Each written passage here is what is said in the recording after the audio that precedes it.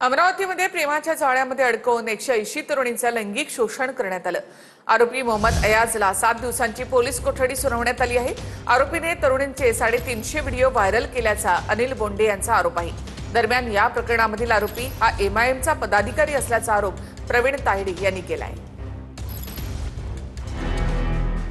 अमरावतीमधील लैंगिक शोषणाच्या प्रकरणातील आरोपी मोहम्मद अयाज मोहम्मद तन्वीरला 7 दिवसांची पोलीस कोठडी सुनावण्यात आली आहे। परतवाडा शहरातील मोहम्मद अयाज मोहम्मद तन्वीरवर तरुणींना प्रेमाच्या जाळ्यात ओढून लैंगिक अत्याचार केल्याचा आरोप आहे। तर 180 तरुणींचं लैंगिक शोषण आणि 350 व्हिडिओ व्हायरल केल्याचा आरोप खासदार अनिल बोंडेंनी केलाय।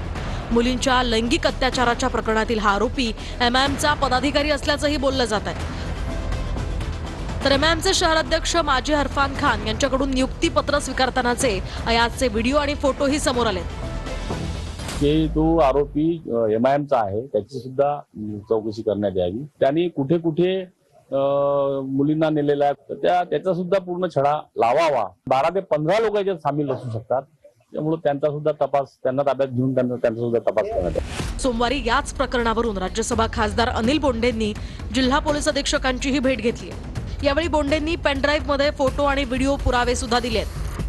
अमरावती जिल्ह्यात मोठ्या प्रमाणात उर्दू भाषेत व्हॉट्सअप आणि स्नॅपचॅट ग्रुप तयार केले जातात। या ग्रुपमध्ये शिक्षण घेणाऱ्या मुला-मुलींना शिक्षणाच्या नावाखाली समाविष्ट केलं जातं। काही मुस्लिम तरुणांना यांचे नंबरही दिले जातात। तर हे तरुण मैत्री करून सुरुवातीला सामान्य गप्पा मारतात, त्यानंतर अश्लील लिंक, व्हिडिओज, मेसेजेस पाठवून ब्लॅकमेलिंगचं जाळं विणतात। ग्रुप चालवणारे लोक मुलांना अश्लील व्हिडिओ पाठवतात, लिंक आणि मुलींचे नंबर शेअर करतात। दरम्यान परतवाड्यातील अयाज मोहम्मदनं 180 हून अधिक मुलींना जाळ्यात ओढलं। त्यांच्यासोबत मुंबई पुण्यात जाऊन अश्लील व्हिडिओ तयार केले। या मुलींचे 350 हून अधिक व्हिडिओज तयार करून ते व्हायरल केले। 180 मुली यामध्ये इन्व्हॉल्ड आहेत। फक्त आता SIT झाल्यानंतर माहीत होईल। 350 व्हिडिओज स्नॅपचॅटच्या माध्यमातून, अलग अलग व्हॉट्सॲपच्या माध्यमातून, व्हॉट्सॲप ग्रुपही उर्दूमधले व्हॉट्सॲप ग्रुप आहे आणि त्या माध्यमातून ते प्रसारित केल्या गेलेले। प्रकाराचा एन्काउंटर करतील अशी शंका खासदार प्रणिती शिंदेंनी व्यक्त केली आहे। खरात प्रकरणामध्ये सत्ताधाऱ्यांची नावं समोर येणार आहेत असं प्रणिती शिंदे यांनी म्हटलंय। तर भडकवण्यासाठी काही लोकप्रतिनिधी अशी वक्तव्य करतात असं बावनकुळेंनी म्हटलंय। नाही, आता मला तर वाटतं की खरातांचा कुठेतरी काहीतरी एन्काउंटर करतील, कारण का खूप नावं येणार आहेत ज्याच्याशी ते जुडले आहेत आणि आता जे सत्ताधारी आहेत, मिनिस्टर्स आहेत, त्यांना घेऊन पण ही नावं येणार आहेत। वाटतं हे आता वेगवेगळे लोक बोलतात आणि अशा पद्धतीने वेगवेगळ्या पद्धतीनं आरोप प्रत्यारोप करण्याचा एक फॅशन झाली असं शब्द वापरणार नाही मी, परंतु मला असं वाटतं आता SIT चौकशी चालू आहे, CID आहे, ED आहे, सगळे लोक असताना असा एन्काउंटर कसा काय होईल? सेन्सिटिव्ह चौकशीमध्ये अशा प्रकारचे विधानं करून अशा चौकशा भरकवण्याचे प्रयत्न काही लोकप्रतिनिधी करतात आहे। त्यांना माझी विनंती आहे की अशा प्रकरणामध्ये SIT कडे माहिती द्या ना, तुम्ही याला एन्काउंटर होणार आहे, त्याचा एन्काउंटर होणार आहे, कशाला असं मीडियामध्ये आपण स्पेस घेण्याकरता या ठिकाणी बोलत असता। समता पतसंस्थेमध्ये माझ्या नावे बनावट खाती आहेत असं प्रतिभा चाकणकरांनी म्हटलंय। तर प्रतिभा चाकणकर खोटं बोलतायत असं अंजली दमानिया यांनी म्हटलेलं आहे। तर रुपाली चाकणकर आणि प्रतिभा चाकणकरांना आरोपी करा अशी मागणी रुपाली ठोंबरे पाटील यांनी केली।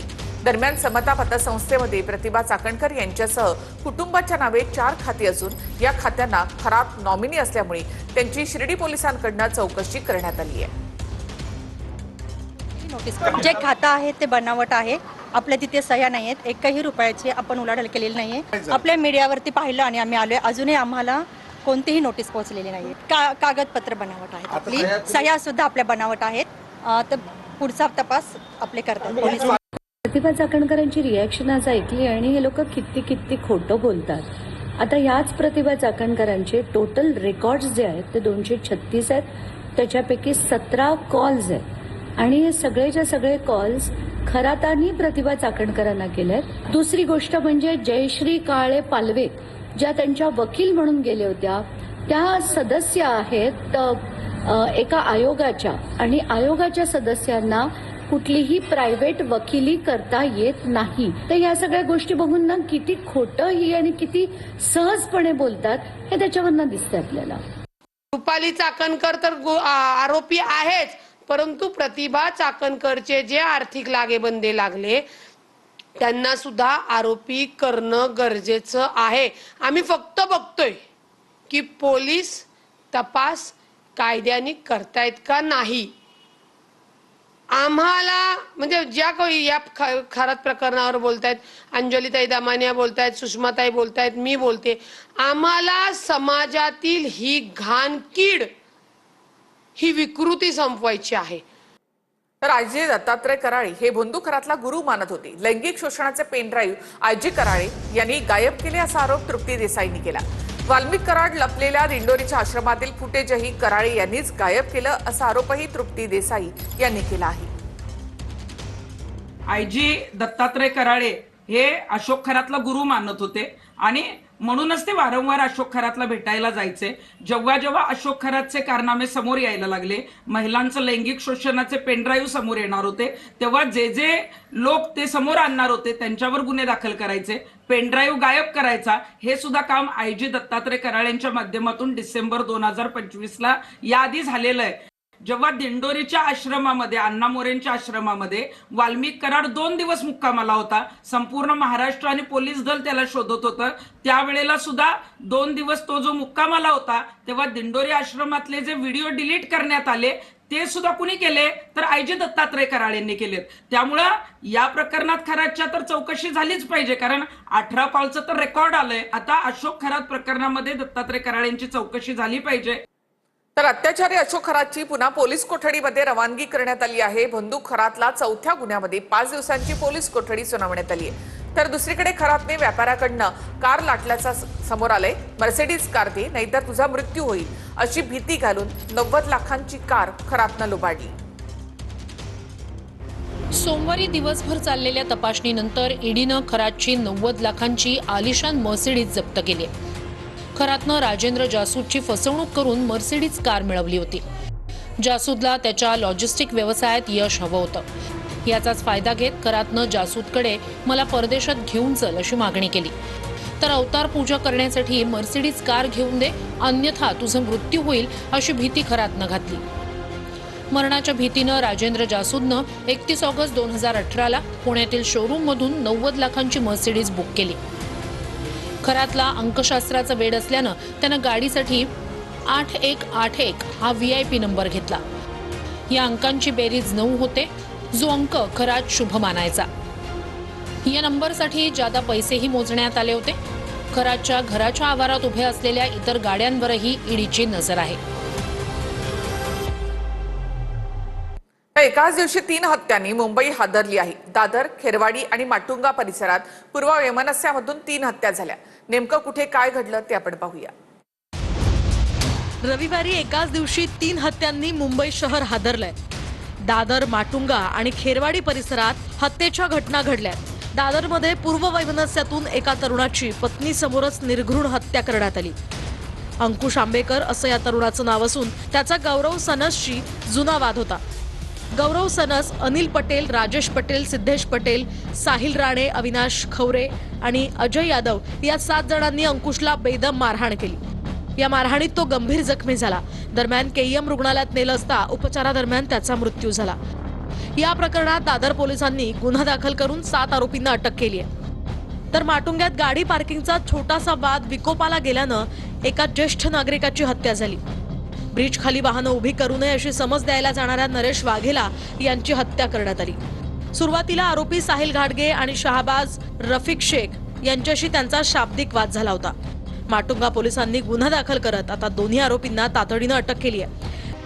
खेरवाडीमध्ये जुन्या शाब्दिक वादातून एका तरुणाची धारदार शस्त्रानं हत्या केली आहे. अभिनव चौधरी असं हत्या झालेल्या तरुणाचं नाव आहे. 2 अज्ञात व्यक्तींनी त्यांच्यावर हल्ला केला. खेरवाडी पोलिसांनी गुन्हा दाखल केला असून आरोपींचा शोध घेतला जातोय. तर मुंबईच्या अंधेरी परिसरामध्ये 30 कोटींचं ड्रग्ज रॅकेट उघडकीस आले. 13,000 भाड्याच्या खोलीमधून 30 कोटींचं ड्रग्ज जप्त करण्यात आलं. गुजरात पोलिसांच्या ताब्यातून फरार आरोपीचं मुंबईमध्ये ड्रग्ज रॅकेट. ड्रग्जची तस्करी करणाऱ्या मोहम्मद आरिफ शेखला पोलिसांनी अटक केली आहे. 13,000 भाड्याच्या खोलीमध्ये MD ड्रग्ज बनवण्याची फॅक्टरी तयार करण्यात आली होती. ड्रग्ज बनवण्यासाठी लागणारं रसायन आणि उपकरणं ही जप्त करण्यात आली आहेत. आरोपी विरुद्ध आधीच 15हून अधिक गुन्हे दाखल आहेत. उत्तर प्रदेशच्या नोएडामध्ये कामगारांचं आंदोलन पेटलेलं आहे. कामगारांनी कंपन्यांची तोडफोड केली आहे. 10,000 पगार आणि 12 तासांची शिफ्ट, वीकली ऑफ नाही, बोनस नाही अशा कामगारांच्या तक्रारी आहेत. उत्तर प्रदेशच्या नोएडामध्ये कामगारांचं आंदोलन पेटलंय. 10 एप्रिलला शांततेत सुरू झालेल्या या आंदोलनाला हिंसक वळण लागलंय. कामगारांनी कंपन्यांची तोडफोड केली, गाड्या आणि शोरूम्सही जाळले, पोलिसांच्या गाड्यांवरही हल्ला केला.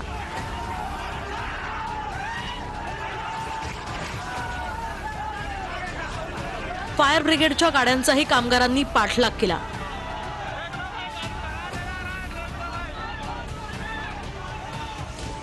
दहा एप्रिल रोजी नोएडा फेज 2 मध्ये हे आंदोलन शांततेत सुरू होतं. सुमारे 1000 कामगार पगारवाढीच्या मागणीसाठी आंदोलनाला बसले होते, पण याला हिंसक वळण लागलं.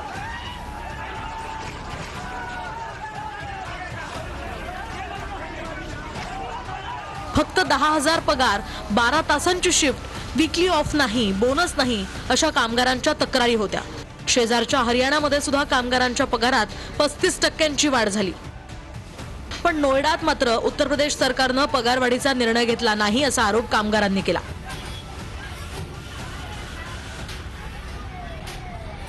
बढ़ाई जा रही है, गैस भरवाने जाओ 400 रुपए किलो मिल रही है। घर हमारा कैसे चलेगा 12,000 में? बात सही है, महंगाई बढ़ रही है। बताइए रिया राजपूत, आप मेरा घर कैसे चलेगा? हाँ ये तो बात सही है, 12,000 में 400 रुपए, 4,000 सरकार को सुनना चाहिए, सरकार को सुनना चाहिए. तर 10 एप्रिलला सुरू झालेलं हे आंदोलन 5व्या दिवशीही सुरू आहे.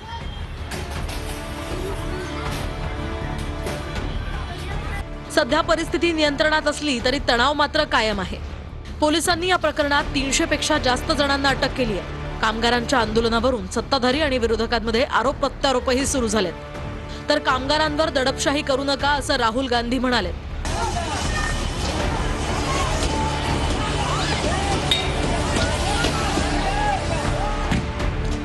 शिवाय कामगारांना भडकवण्याचा कट रचला गेल्याचा आरोप उत्तर प्रदेशचे मुख्यमंत्री योगी आदित्यनाथ यांनी केलाय.